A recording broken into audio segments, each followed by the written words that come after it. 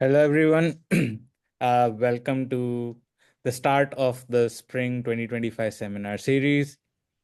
This is the Graduate College of Engineering's graduate student community, and we take pride in putting the seminar series together every semester. So this is start of this semester's, and we are really glad to have Professor Janet.Allen with us. Thank you, Janet, for taking your time and uh, giving the inaugurating the seminar series. And so before I give you the floor, I just want to introduce the community to any of the newer members who have joined for the seminar.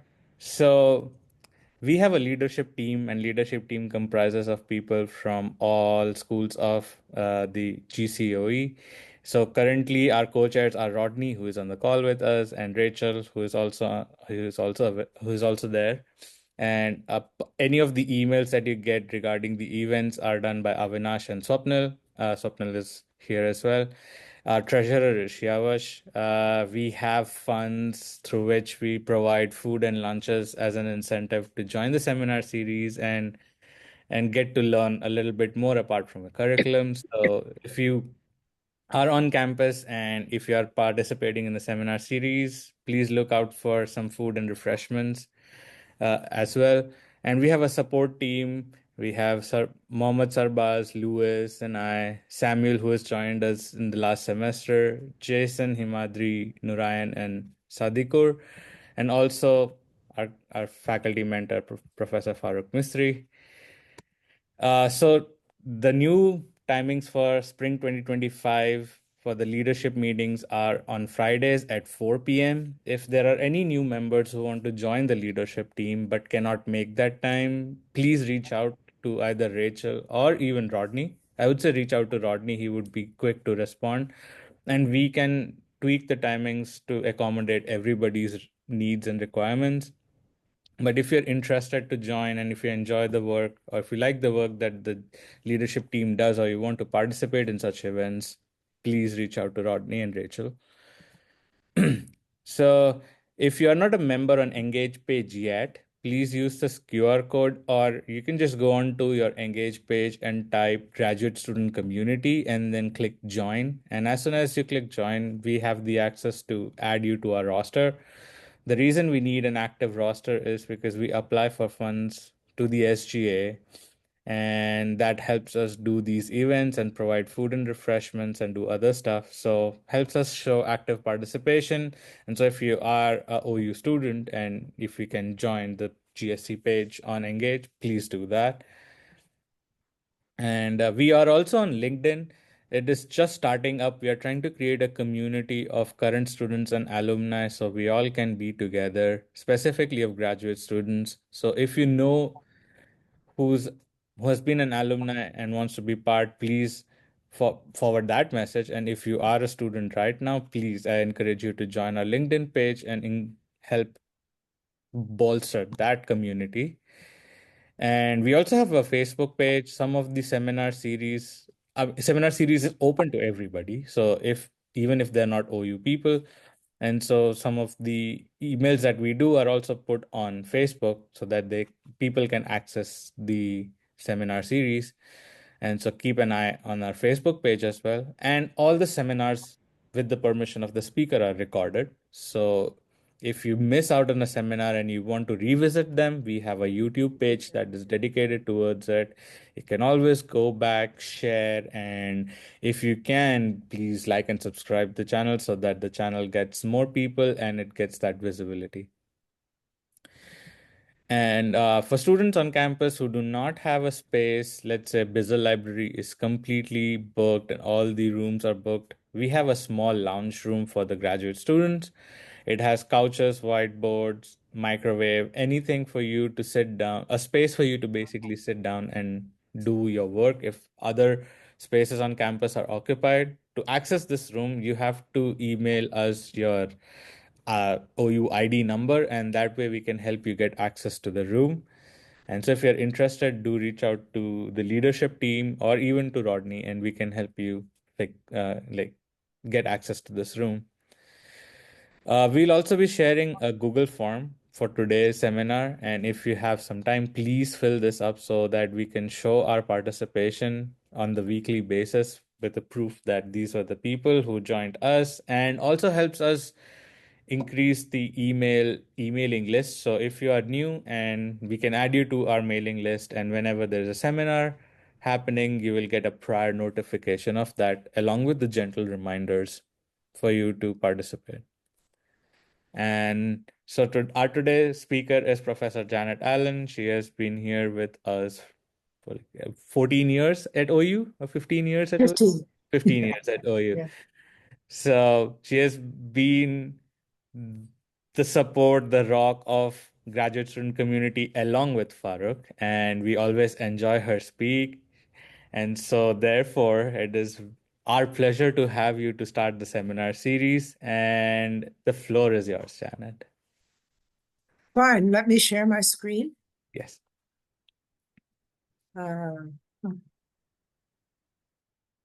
Just a second.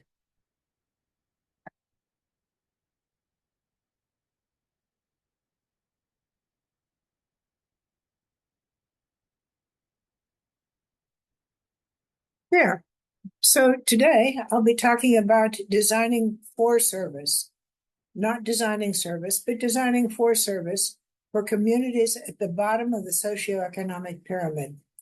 So this work was particularly grew out of some work that we were doing with Sun Moksha in India, and Farooq and I were working on this together.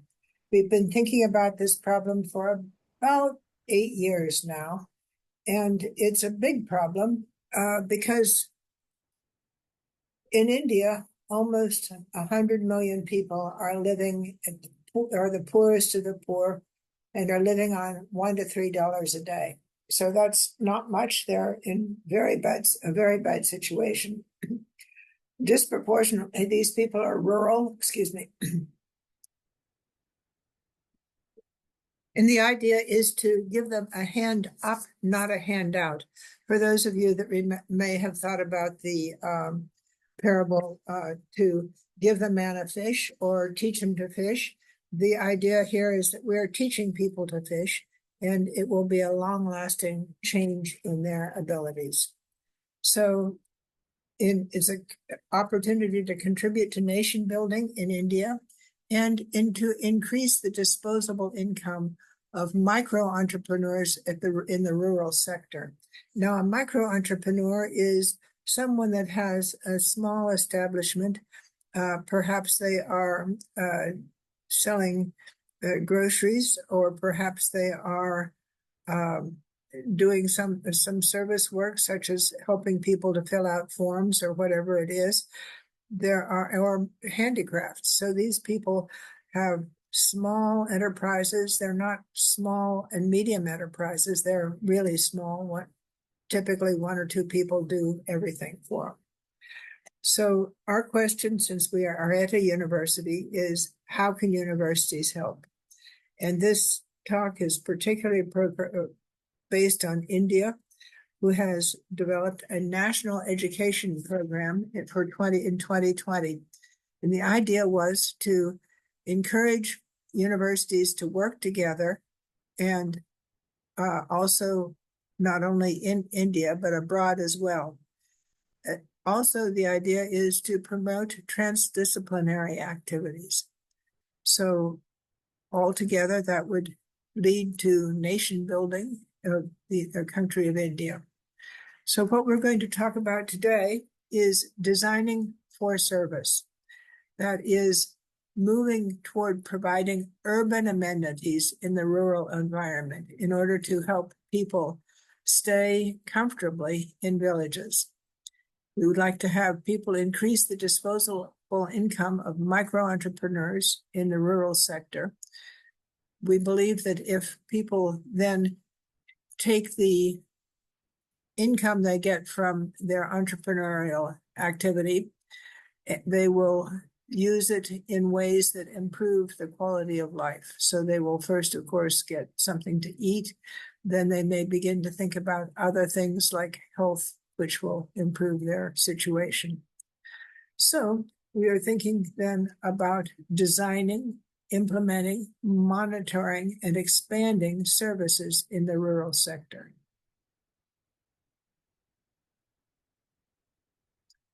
So what we are talking about is designing for service. It's a strategic approach to maximize what we call the social return on investment, the improvement of the quality of life of people in the rural sector. And we are thinking about developing and deploying smart services such as water provision and conservation, energy provision and conservation, healthcare, capacity building, and health education. Now, this is education that is particularly of value to those people in the rural communities. It's not necessarily learning Shakespeare, but what it is helping them develop the skills that will improve the quality of their life. Rural transportation might be another smart service that we worked on developing. Crop harvesting is something possible. Smart supply chain management, or logistics for rural farmers, smart logistics for farmers. So we believe that these micro entrepreneurs are positioned to develop enterprises to raise the standard of living, and not only of themselves, but of the entire village, and they address pressing needs. So we are looking at people that are social entrepreneurs that are interested in developing things that will improve the quality of life of people, but not necessarily provide a huge return on investment. This will eventually bring capital to the villages and improve the standard of living. So step-by-step systematic development is what's needed for sustainability. So that's the sort of thing that we're going to be talking about today. And we've been thinking about now for about 8 years for villages in India. I should mention that this paradigm will work in other places such as Africa. We've had some work in Africa, but even in the United States, there are villages that would benefit by this approach. So it is not unique to India, but what we will be talking about today is India. So the foundational ideas of how this has been developed is from Indian culture. Gandhi has suggested that self-sufficiency is a very important thing to have. So that's Swaraj. Abdul Kalam, former president of India, wants to stabilize the village population by giving people in villages urban amenities for rural areas. In other words, make their life more comfortable so that they want to stay where they are and don't have to go elsewhere to seek employment. Amartya Sen was interested in capacity building. That is developing and strengthening skills, instincts, and abilities for organizations and communities to survive, adapt, and thrive in a fast-changing world. So the idea here is that eventually we want to have people that are able to be self-sustaining and provide. To do that, we need to have reasonable populations with urban amenities and some capacity building. This also, another thing, is built on the UN 17 sustainability goals. And let me talk to you about those a little bit here for those of you that may not know this information. So the United Nations has developed goals for sustainability, sustainable development. And you can see that they are, extensive and advanced. First, no poverty, no hunger, good health and well-being, quality education, gender equality, clean water, sanitation. These things are important. Affordable and clean energy, decent work, available industry, innovation, and infrastructure, reduce inequalities, sustainable cities, responsible consumption and production, climate action, life below water is to be taken care of, life on land, and peace, justice, and strong institutions. And last but not least, partnerships to develop these goals. They're all needed. They're all important. We will be telling you about focusing on, particularly on number 8, the decent work and economic growth, because we believe that if, just a second, my computer is acting up a little.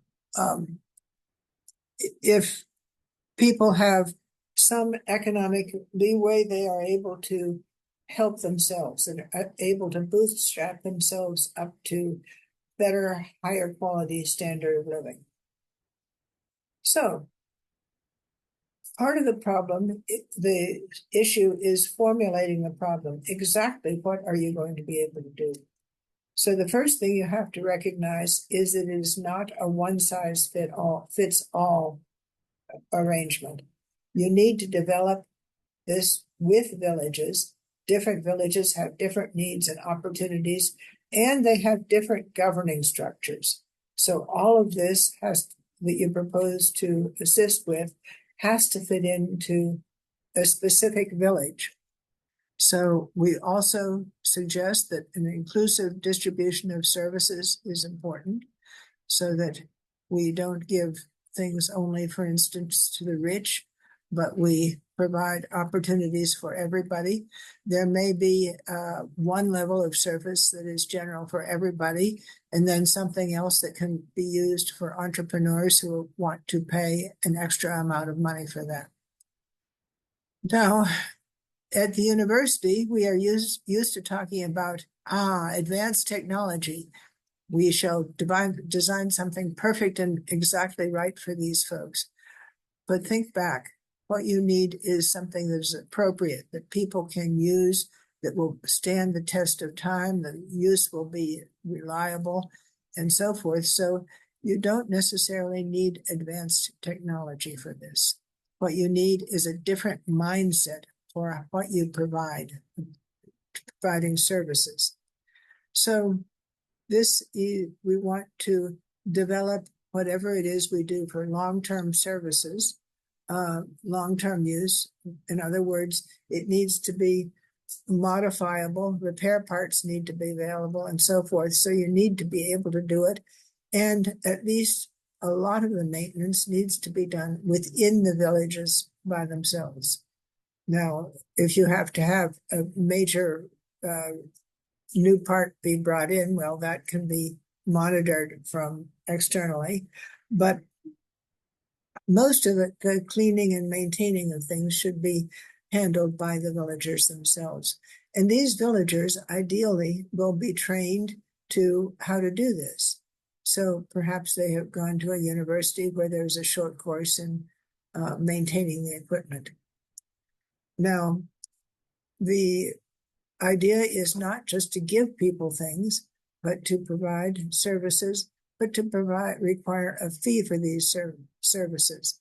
Now, the funds in India have to be handled equitably, so you have to have both external monitoring of the situation as well as internal monitoring. We want the funds to be handled equitably so that you have, for instance, funds that are needed for maintenance or repair or updating of the system. You have all that available when it's needed. So the funds are an important aspect that needs to be considered. We also need systematic development of the problem. Perhaps the things to do, for instance, is to provide electricity before providing healthcare. Each of these decisions has to be developed with the villages, and based on the different requirements and needs of that village, the plan will be developed. So you notice we said that this talk would be about designing for services, not designing services. So we're not going to be talking about innovation, at least not in the services per se.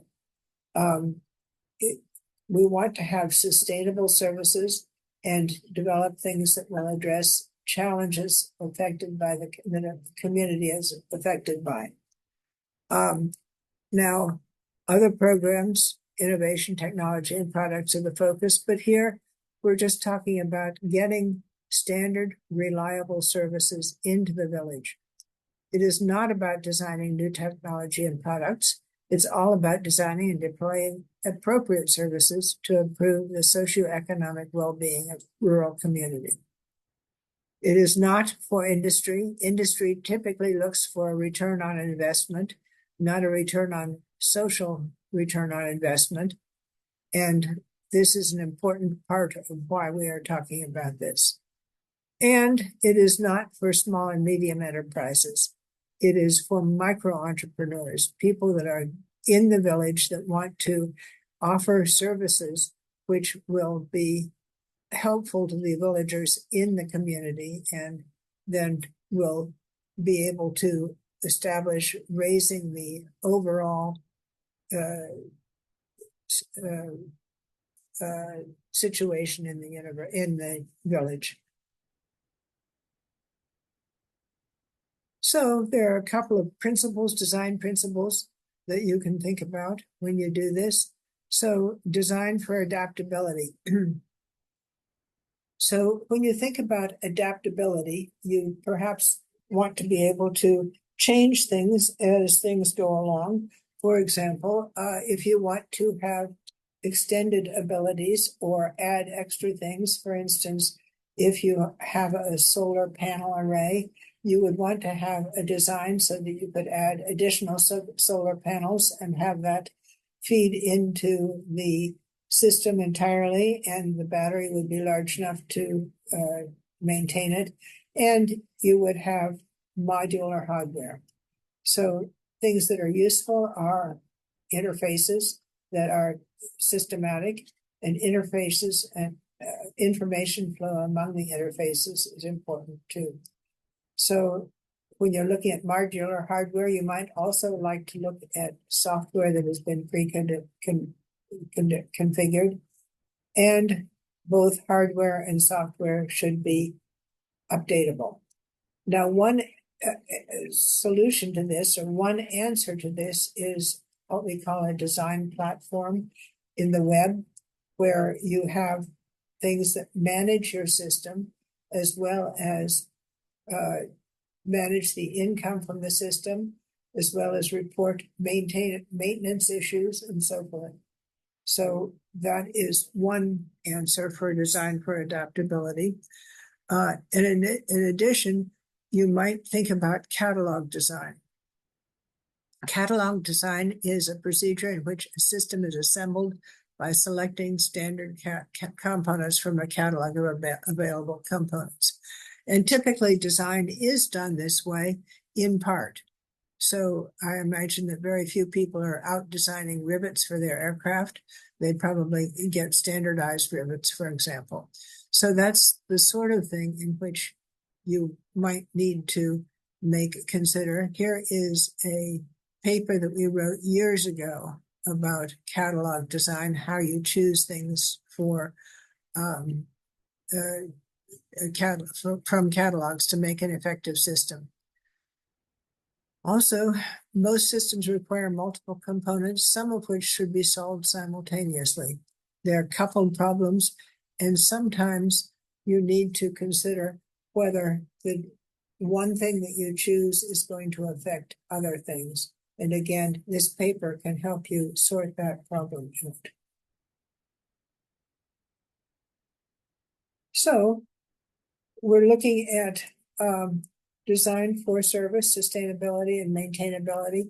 We want things that are easily maintainable, user-friendly repairs, easy parts to access, so you don't have to take everything apart to get to the parts, standard tools needed, repair information easily available, and so forth.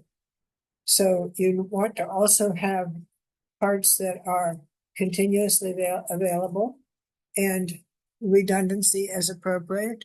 We also don't want to use a lot of energy, water, or money to make this system, and adaptable, as I mentioned earlier. And it is the opposite of designing for obsolescence.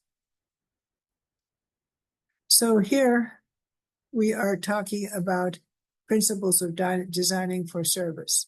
And as I mentioned earlier, decent work and economic growth is at the center.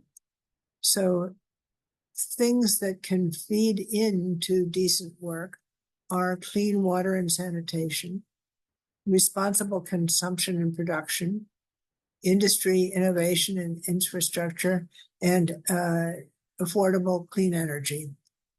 When this happens, when you get decent work and economic growth, less poverty occurs, less hunger occurs, good health happens, education improves, gender equality typically improves, and other inequalities are reduced.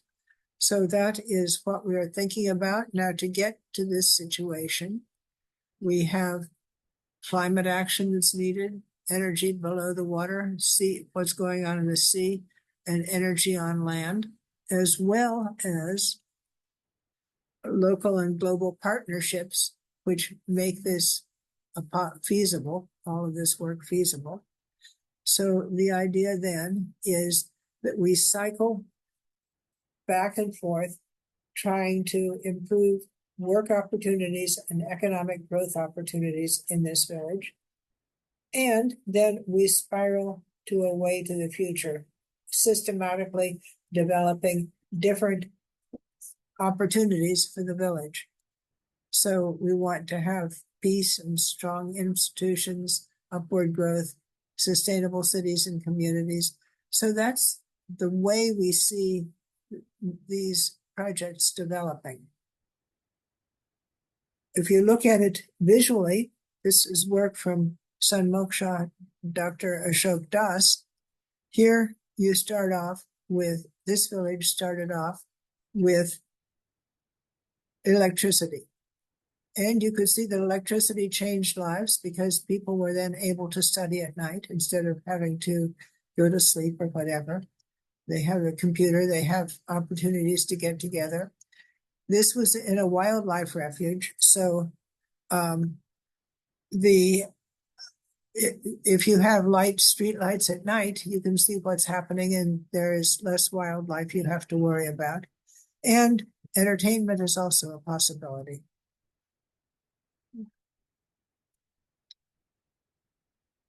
So after they provided the electricity, then they were able to use the electricity to pump water.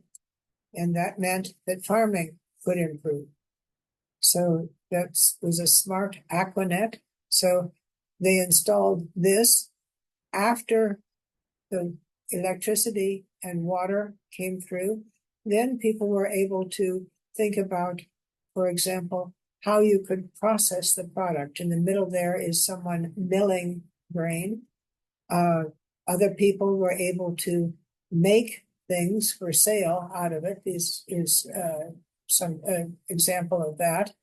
And in addition, the possibility of having a cold room created by biomass, energized by biomass, allowed farmers to plant crops that were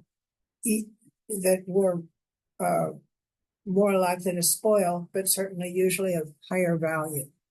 So putting these things together, then the community was able to think about improving the government situation, the learning situation. They could develop a better marketplace. All of this would be what we call a smart microeconomic zone. One of the things that many of the villages needed was a market linkage, transportation. So these things are all important in working toward a self-sufficient community. So it would produce its own goods and services, continually create jobs for people and opportunities, sell excess outside to other communities, train member for continuous growth, or keep wealth generated within the community.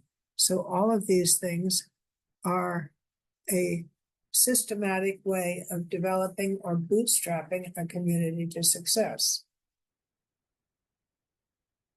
So now we are thinking about the challenges. I mentioned the limited access to market.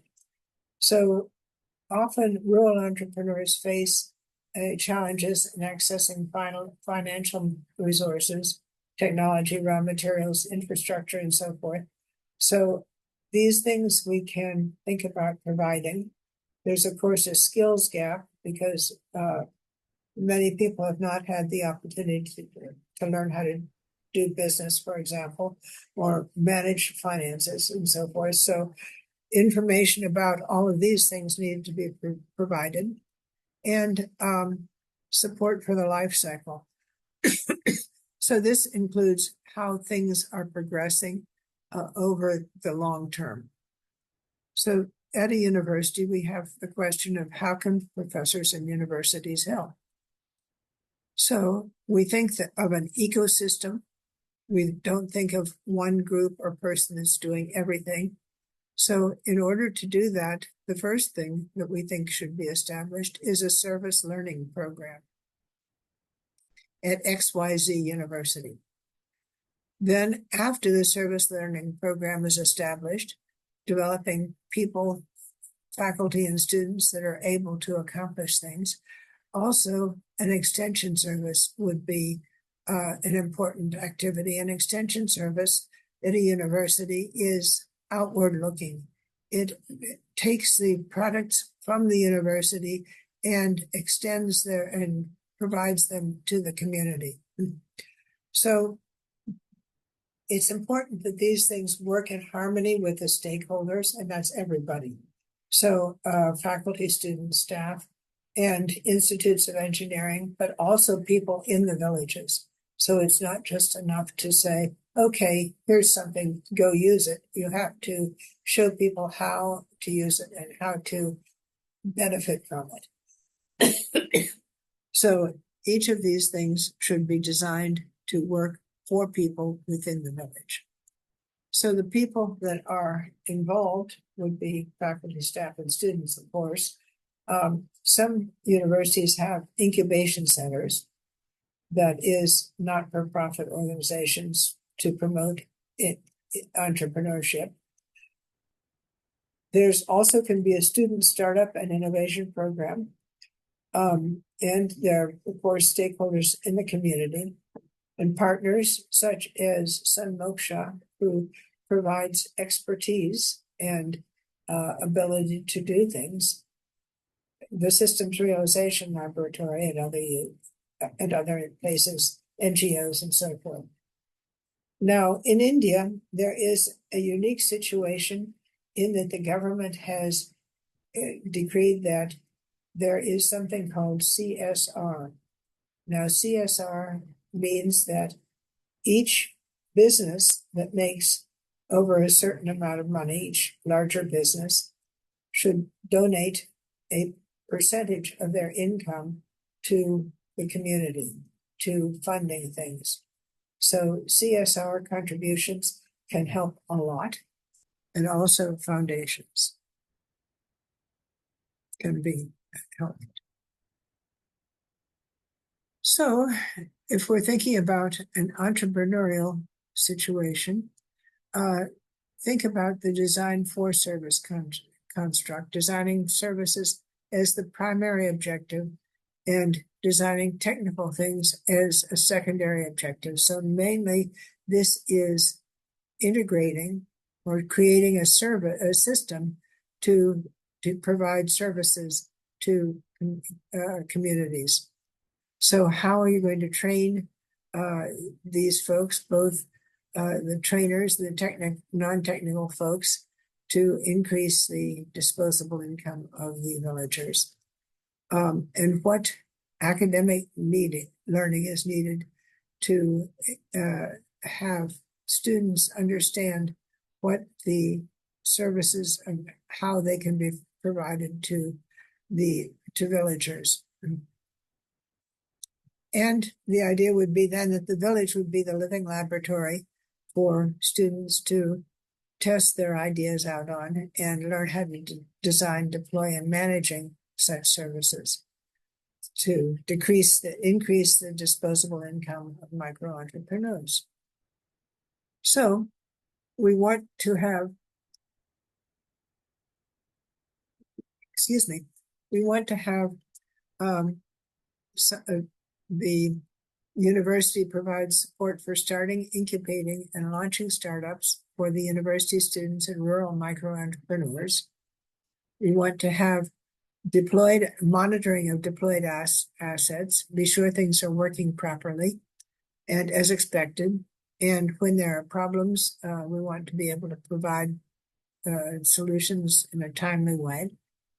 And we want to have this as a hub for knowledge dissemination, skill development, and community engagement.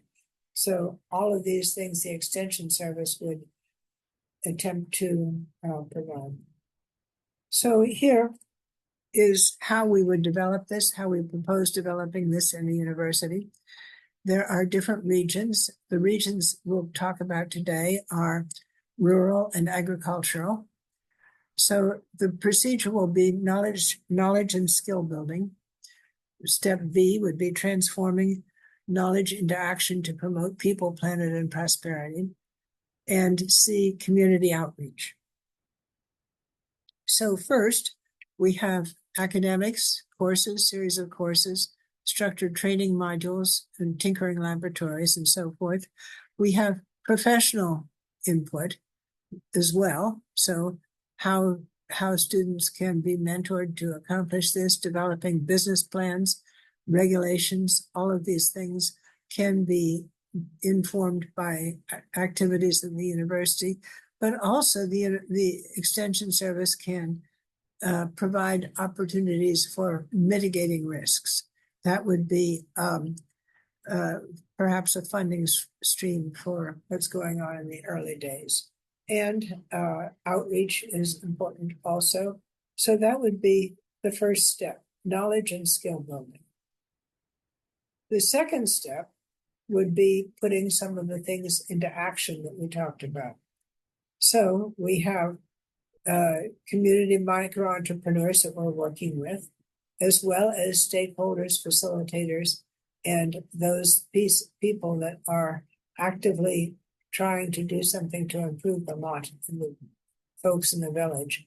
There you can see a cycle here. The stakeholders create solutions, and that is fed back into the community micro entrepreneurs, and it hopefully improves the life of people at the bottom of the economic pyramid.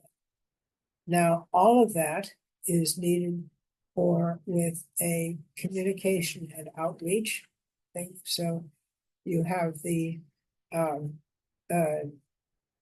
things that you have to have for funding, for government schemes, whatever it is that you can communicate and deal with help and assistance from others and to others. So you're helping people as well. So here, this is what we are thinking about. Step A, knowledge building and skill building. And so that would be facilitating education and mentoring micro entrepreneurs how to do their work as needed, perhaps financial education or business education. All of these things could be provided. So from there, we go to action and service learning programs. So we want to see how we can train people in order to accomplish these things.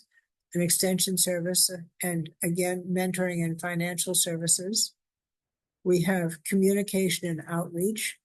In that case, raising funds, have a newsletter, social media, and all of this sort of thing. So we do that, and then we start the cycle again.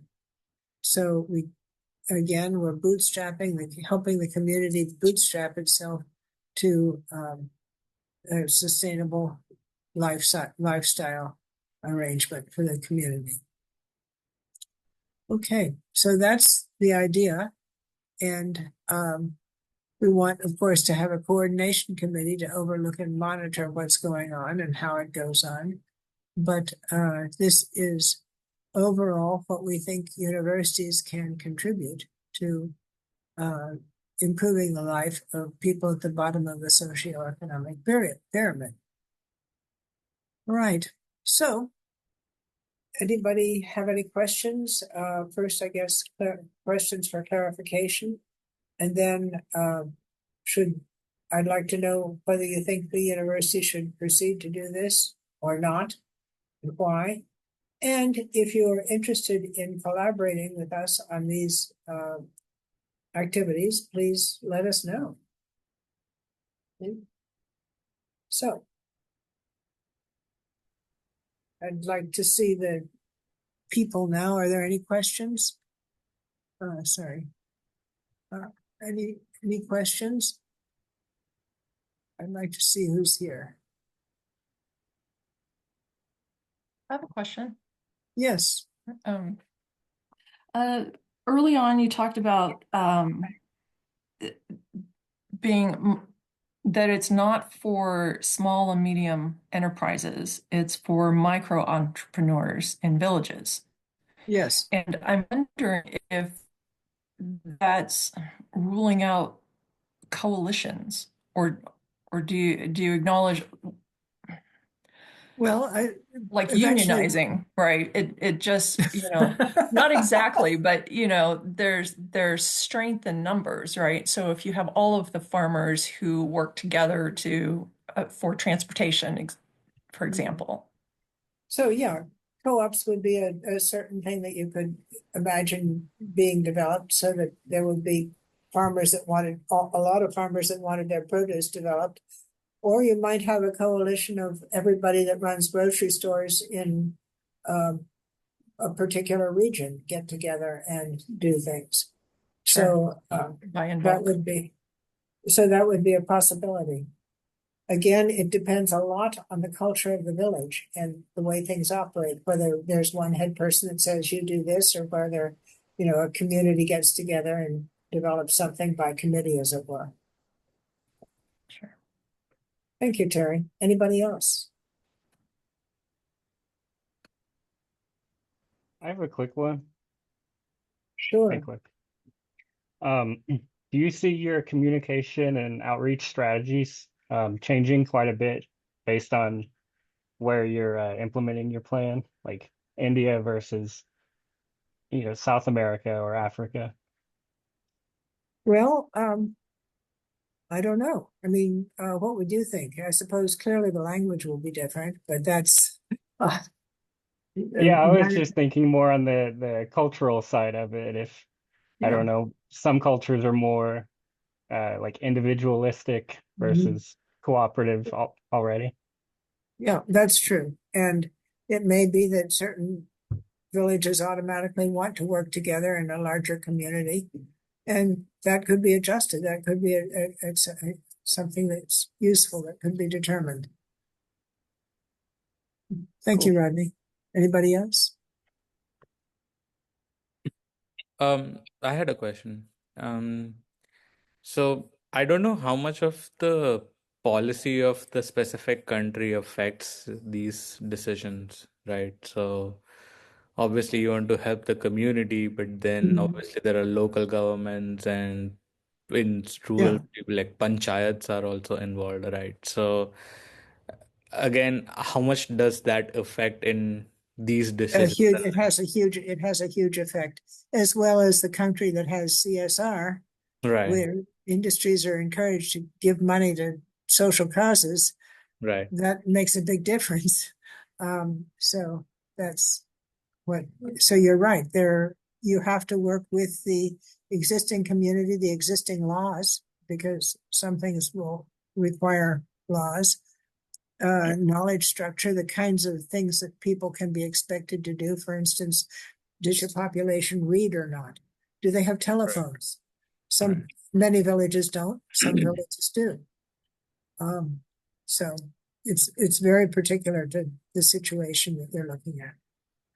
And can the platform also be used to conversely affect policy? Let's say, like we have set up this platform and we realize that, oh, we need A, B, C to be done in order for this to work really well. And then that affects policy of like, okay, the local government up like I introduces these things so that what the target objective is achieved. Ideally, it would be a possibility. I don't think it would start out that way. But I some of it also, you would get information from experts at the university where you could add information as needed to whatever was needed. I see. Mhm. Hi, Terry, again. Sorry, I was going to wait and see if anybody else jumped in there. I got, I Anybody? got a, oh, I got a question. Have you looked into trying this in rural places in the US? Like, some tribes are very, especially the very smaller tribes, are much lower, in the economic form, and of course, they're pretty skeptical of newcomers coming in and introducing them to them. Have things been looked at that way? As a matter of fact, we have, Farouk, I see your hand up. Did you want to say something? Yeah. The approach that we have taken is not to go and say, this is what we have. Use it. It doesn't work that way. What we do is to find out what the people want and then provide that service. That's a big difference, huge difference. That has a lasting impact. So we empower people. Our aim is to empower people. We've had great difficulty we have had raised, we made many attempts to get involved with the Native American tribes, but it has not worked. They're skeptical. They're very skeptical about what can and cannot be done. And we have not been able to place a person within the Native American tribe to come along and say, hey, look, let's put a plan of action together. That hasn't happened. In India, we've been able to do that in the villages. And we've been able to develop a bond with the people out there to make it happen. And then to answer Terry's question, the way we found this thing working is to start small. The moment you get too many people involved, this thing fails, because people have their own agendas, their own egos. So we have to work very carefully with people who are committed, who have the passion to make this happen. What we are looking for right now is a university that feels it in their DNA that this is what they want to do. In India, there's a huge amount of money available for that, and it's totally doable. But it has to be that the university administration wants indeed to make this happen. And it is my hope that in the next couple of years, we will have a university to work with in India, which we can then use that model to approach other places. So that's my two-penny addition to what Janet has said. Janet, maybe you'd like to stop sharing your screen so then we can see everybody. Okay. So Terry, you had your hand up also again? I do. On the list of departments at a XYZ university, I noticed that it was missing social scientists. And I had an opportunity to be involved in a social science or STEM collaboration over the summer out of UCLA. It was an NIH sponsored collaboration. And apparently translational research, that's their word, where they are involving the communities that they're helping in the research. And that's become a buzzword and very popular. And Yes. I was just wondering, it seemed So, very science heavy, but I didn't see social scientists on the list. well, let me talk about translational research. Translational research often is accompanied by developing new, unusual products for use in a community. What we are recommending is reliable things. Mostly that's things that are already known and in the marketplace. So what we are trying to do is to develop to get the idea of the provision of service effectively doing whatever it is we want to do, clean energy, clean water, whatever, which may or may not require exotic ideas, exotic theory. Now, the idea of having social scientists involved is good. But again, we want to keep well, Farouk, you've got your hand up again. Okay. We need social scientists. We need, let me tell you the sorts of expertise that we are looking for, and we've reached out to many people, and we have people in our team who make that happen. We need people who are behavioral economists to be able to motivate people. We need people who are able to define what is a social return on investment. They can be economists. They can come from the social science domain. We need people who are able to do that.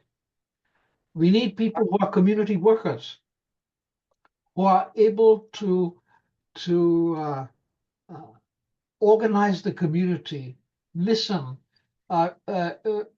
give them confidence and faith and things along those lines. So it is not just, so at a university, we find that there are all these folks available. And in the National Education Program 2020 in India, there's a thrust, there's a requirement for transdisciplinary research.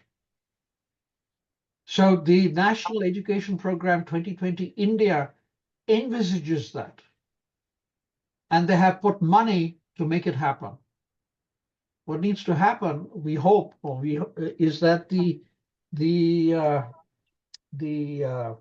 administrators see the value in doing this, because it's not a sexy thing to say, oh yeah, we're going to a village and we are working on this, etc., etc. India, there are 100 million people living at the bottom of the social economic pyramid. Just think of it, 100 million. That's a huge number of people. But that is not the focus of university administrators. The focus is to say, well, hey, guess what? How many people got jobs and how big was their package when they started their initial careers in industry? So there has to be a cultural change. That change is being brought about by the Indian government, but that change has not been internalized by the administrators of the top institutions in India. And that's where the difficulty is. It sounds like that's what they're being evaluated on. I mean, the university administration, if they're being evaluated, if your university is ranked based on, people getting jobs outside, after university. So that's beyond our pay grade. We have to live within it. And we have to hope that there is a university president who comes along and says, in addition to doing all that other stuff we are doing, I want this to take place. That's it. If a university president or director comes along and says, in addition to all that, I have this passion to get this done, it'll get done. And it doesn't have to be a top university. It can be any university, it can be a private university, it can be anything. So that's what we are facing. This is real life stuff. Right. We are in the process of signing a contract with Springer to publish a book next year that is titled Empowering People, Catalyzing Sustainable Development. We have 22 authors and 15 chapters. And that's based on, and the authors come from Canada, from the business school, from the law school in New York, from engineering people at Stevens, University of Oklahoma, people in India, people in the United Kingdom. One of the people involved is Sir Brian Heap, who has a knighthood from the British government for doing this work. So we've got quite a coalition of people working with us.